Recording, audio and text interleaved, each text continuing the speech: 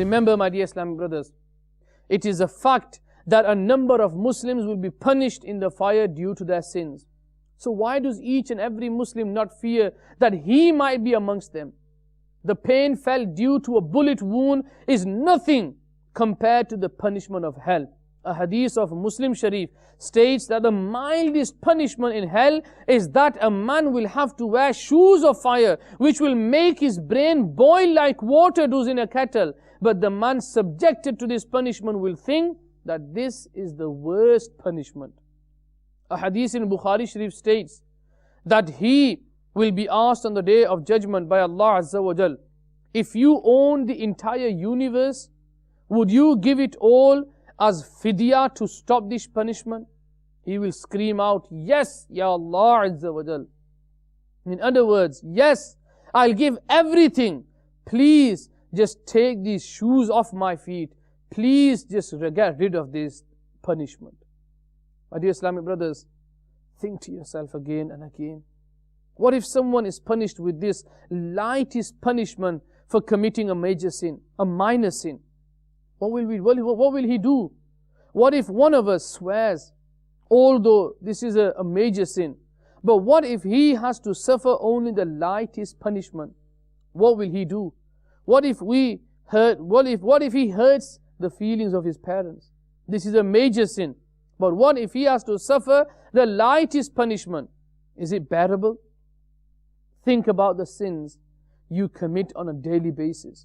What if because of lying, backbiting, telling tales, earning unlawfully, intoxicating oneself, watching films and dramas, listening to music, or even news from a female newscaster on TV, one has to suffer the lightest punishment?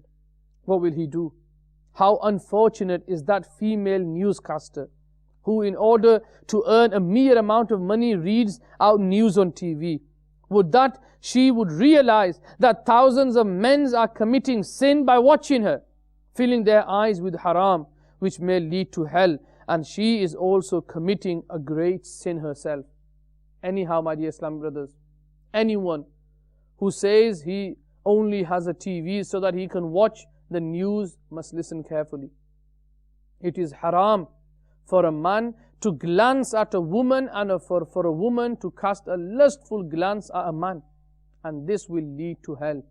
What if one has to suffer the lightest punishment and wear shoes of fire for just watching the news on the TV? My dear Islamic brothers, although there will be much more severe modes of punishment in hell, at least become afraid of the lightest punishment. If you want to learn about these punishments, I suggest you read the written version of one of the speeches of Amir Ahl-Sunnah, which is called Pur Israr Khazana, the secret treasure, or listen to the audio version. Hopefully, you will find yourself trembling with the fear of Allah Azza wa Jal after reading it.